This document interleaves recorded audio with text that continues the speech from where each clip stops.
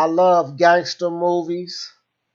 I would say next to horror, this is probably my favorite genre of movies to watch.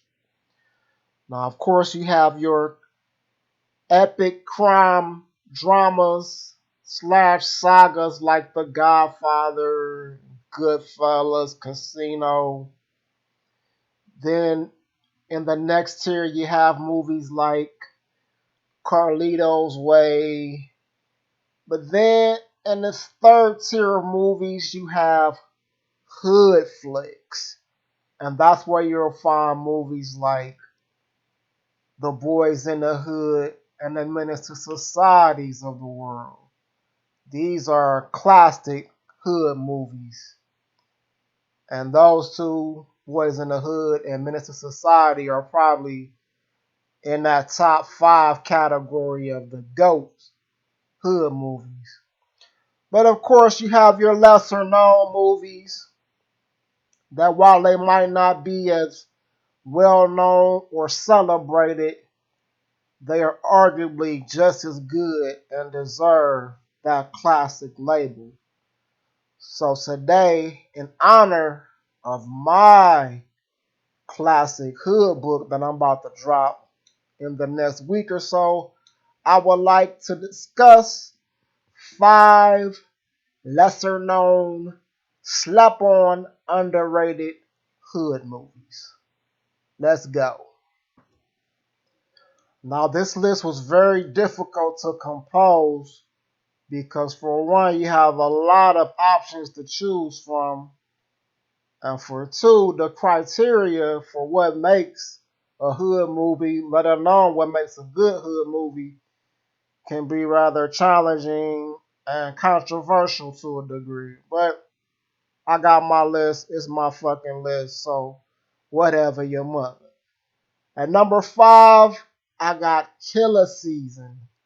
This is an independent flick put together by the rap star known as Cameron. Now I knew about this movie way back when it first came out. I didn't really have too much interest in fucking watching it.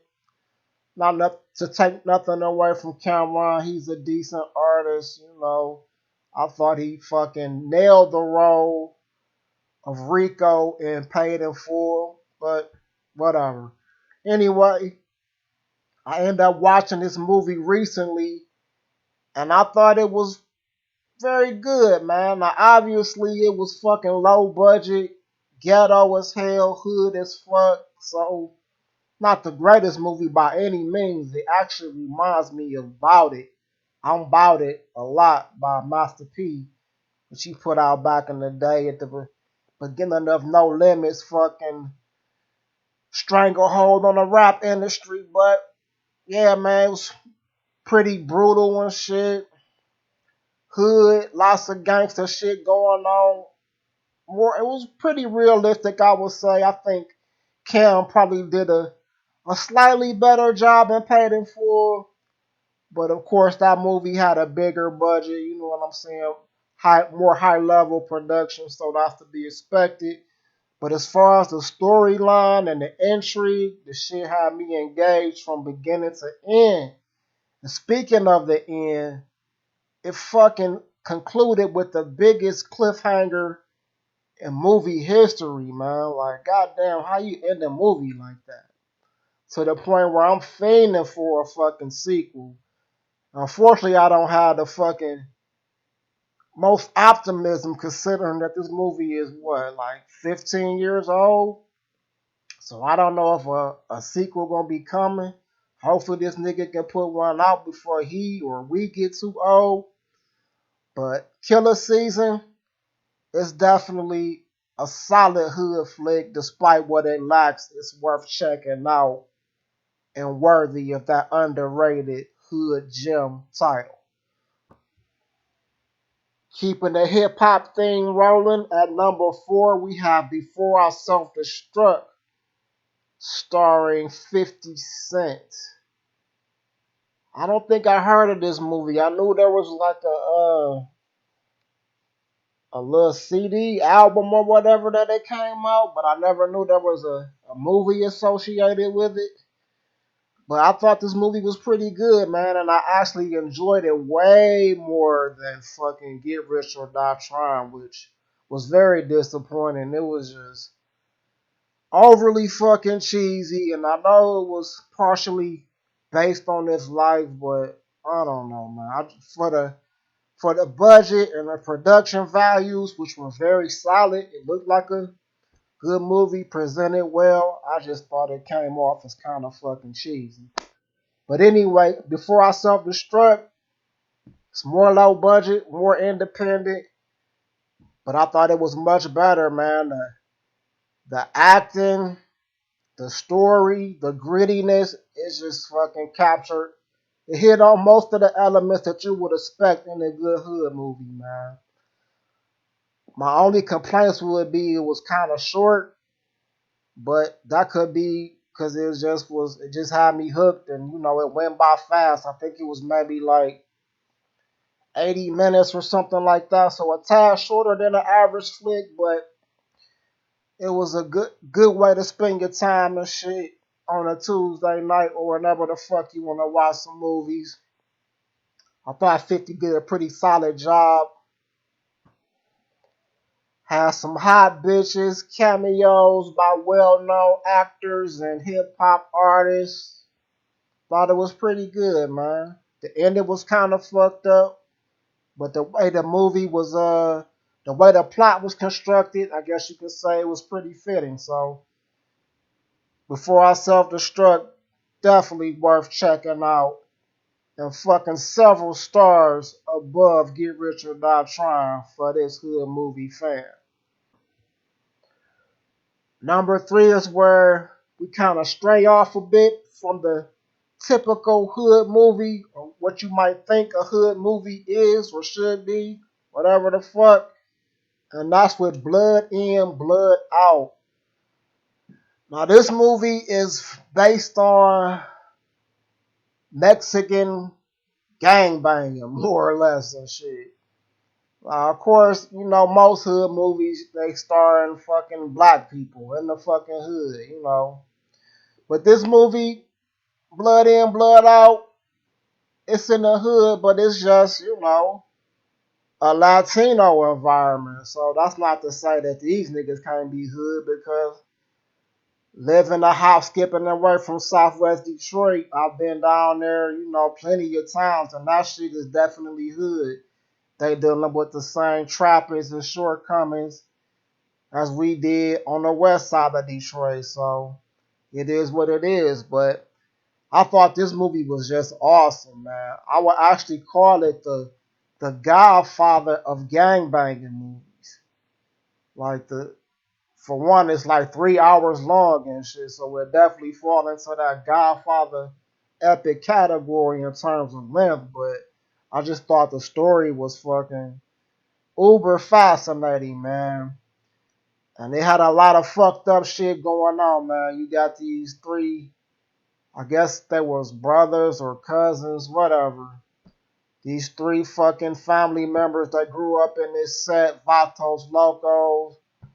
One of them fucking, he's an artist. He got a lot of talent, but he also got a drug habit.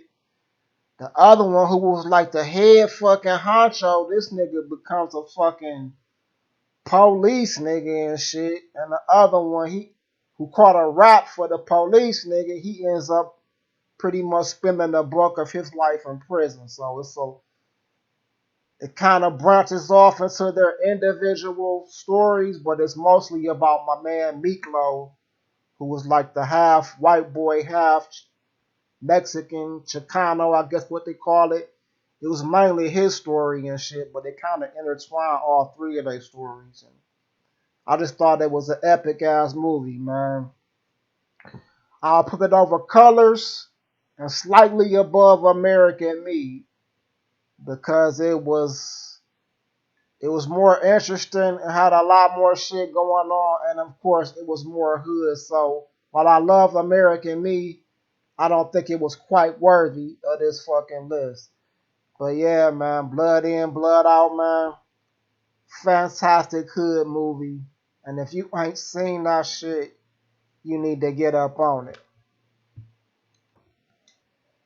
Number two is another flick that I struggle with whether or not it should make the list, but after watching it again and just reliving how fucking epic it is, I just couldn't avoid it.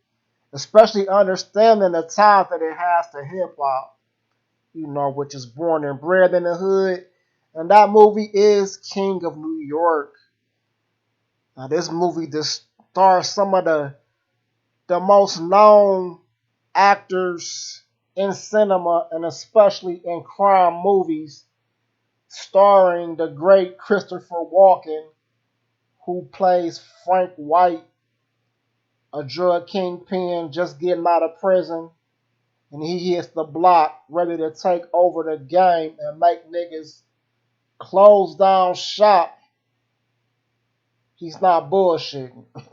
And in his crew, he got a young ass, crazy ass Lawrence Fishburne, who's just out of his motherfucking hookup. But he's extremely loyal to Frank, so he's a good soldier to have around. And man, this movie is just epic to the point where I have to say, if I had to compare it to New Jack City, I think they're very comparable in a way because of the eras and the environment, the fucking theme of the movie, whatever, whatever. I would have to put King of New York above it, man. Solid performances across the board. Speaking of great actors, you also have Wesley Snipes, speaking of New Jack City, who actually played a motherfucking cop in this movie, which was weird to see. But yeah, man, solid performances across the board, man. Hip hop theme heavily incorporated throughout the movie, man. And this movie had a big influence on the hood and is highly respected by a lot of hip hop artists. Perhaps the most known being Biggie Smalls, the Black Frank White. But yeah, man. The reason why I say this movie is underrated because it don't get talked about a lot when we speaking of the great crime dramas and especially hood classics. But man, I think it blows a lot of hood movies and crime movies out of the water. So for me, it's definitely deserving of this list and probably some more relevant lists out there too, man. So King of New York, if you ain't up on it, you are sleeping, nigga. Check it out. It's a classic. Coming in at number one on our list is Blue Hill Avenue, starring Alan Payne, aka G Money, who we all know and love from New Jack City. This movie came out in the early 2000s during the bootleg DVD era, which unfortunately may have hurt a lot of the shine, recognition, and revenue it could have pulled in from the theaters, but that's how it was back then, unfortunately. But that doesn't take away how excellent this movie is, man. You got four young brothers growing up in the hood, man, and they find out that dope. This is like during the crack cocaine era when the epidemic first popped off. This is when they learned that that was the business to be in. So while they knocked it out of the park, so to speak, as far as being effective and good at it, bringing in the money, enjoying all the fucking perks that comes with being a crack seller, drug kingpins, they also find themselves in a lot of shit, a lot of hating ass niggas, particularly my man's Clarence Williams III, who was a pimp and wanted them to stop selling, so that created the big fucking conflict going on, and you also had the typical hood movie tropes like female drama, pressure from the police, and internal strife within the crew. Cause of course that shit always happen. Niggas be hating, can't stick together, whatever, whatever. But yeah, man, I thought it was very well done. A near perfect mesh of Hollywood and independent grime and shit. I guess is the best way to say it. It's a classic, man. probably in my top 10 list of best hood movies of all time. So it's not only underrated, it's up there with the very best of them. So that's my list. Most underrated hood flicks. What's on your list? What would you add? Let me know. Peace.